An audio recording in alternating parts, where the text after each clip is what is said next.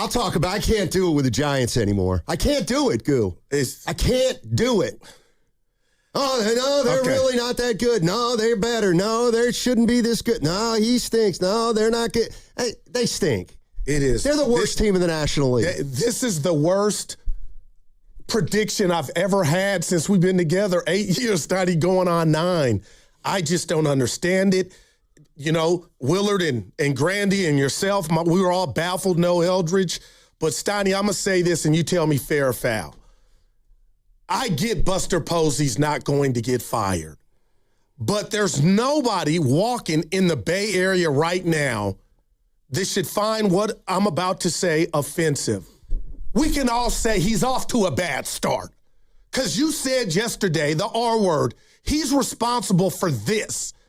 Okay, we're talking about year 2. Somebody's got to be responsible. I don't care how soon or, quick you've been on the job. It's been some time, but this is bad. That's not a hot take at all. Okay, all right. As our guy would say. That bothered me, BG. But the take's not a hot take. Dude, Steiny, I mean, come on. Where do you start, man? Well, let's start with Kyle Harrison. 12 strikeouts. Got Ralphie 3 times. Yeah, Devers struck out 4 times on the night. Harrison didn't get him all the time. All right. But he didn't get them all 4. I'm just watching that game last night, and I get it. Devers is not useless, but, man, that trade doesn't look good right now.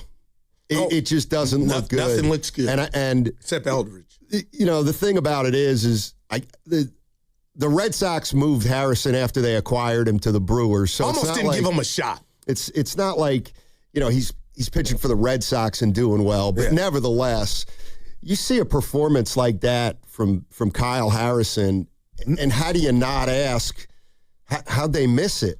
There you go. But the Red Sox missed it too. Not that makes anybody feel better, but how do you miss that?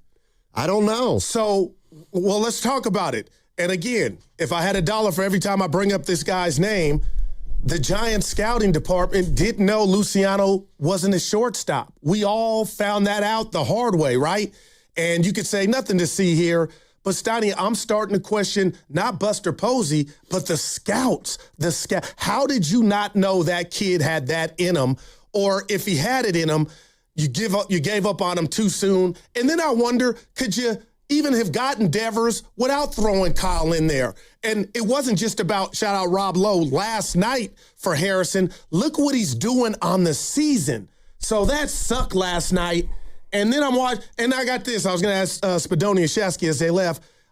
Steiny, I would dare call a Major League Baseball player a bozo, but we got no names in center field. Why isn't Jung-Hoo Lee, who's all of a sudden looking like Rod Carew with the bat?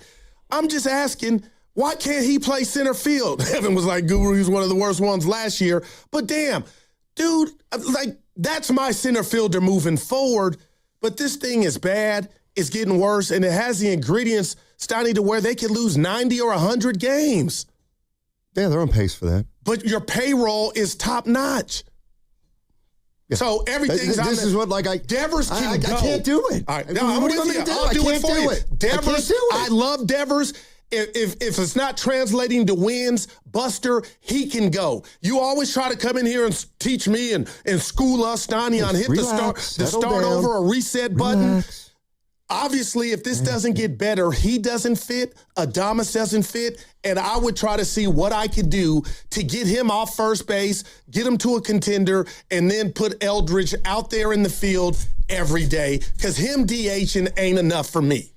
Let the young man grow through his puberty, playing and hitting, and he didn't start, but comes in and gets a base hit. Well, I thought they were going to do something more. But they got it 4-3. But, man, Steiny, this is bad, and I predicted 90. Slap me. You could slap me now, and I'll let you get away with it. Why don't you do yourself a favor and quit saying that's what you thought? Because then people are going to. No, but that lets you know I'm real. I don't run from it. Well, lets people know you're real. Anyway. You're real out to lunch. You're really not a good evaluator. Fine, Bob Melvin. I really want his number. I have to I'm sure make Townie's this got it. Call Townie. You can just call Townie. Bob is guru. I threw out the first pitch you said was pretty smooth. I'm sorry. Steiny, what is it? They're not very good. I guess the question is why? Again. They're not playing very good. Why? Well, Matt Chapman, we got to talk about him. Why? It's following him in the field now. Okay. The little over-the-head basket catch I thought he was going to make down the line. Now, I'm just thinking, okay, Klay Thompson lost the battle with the fans. And I just want to tell all athletes, you never truly win that battle. But now, do I dare say he's playing victim? I don't like anybody getting death threats. That's not cool.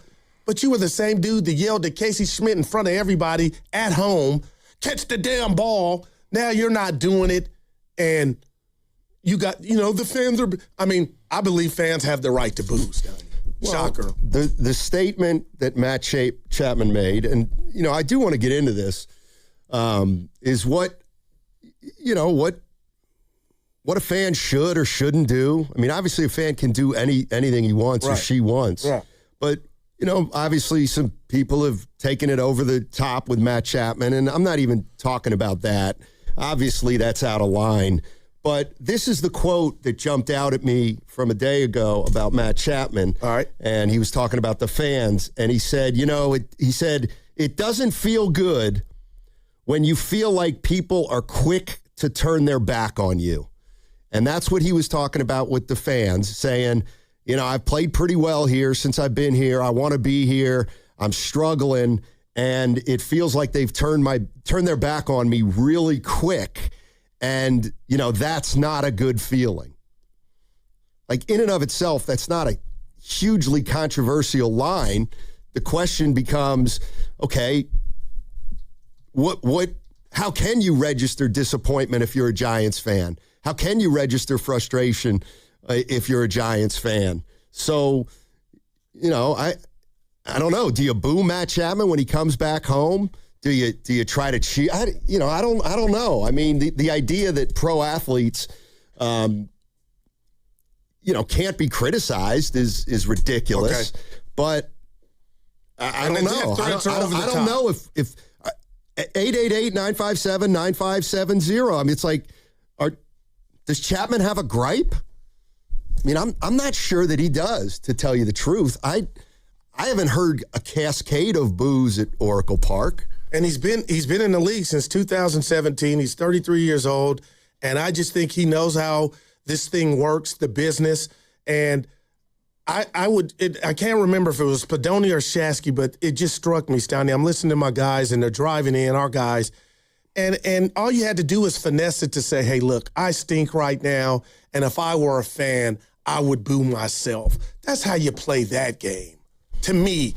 You know what I mean? But to act dumbfounded as if, and now I'm starting to think like there were some hard plays yesterday, but now I'm like, now the thing that he was bringing to the table, the mitt, the glove, shout out Gary Payton, I'm like, man, Steiny, now that's kind of not going his way, and I'm just wondering, man, is it upstairs now?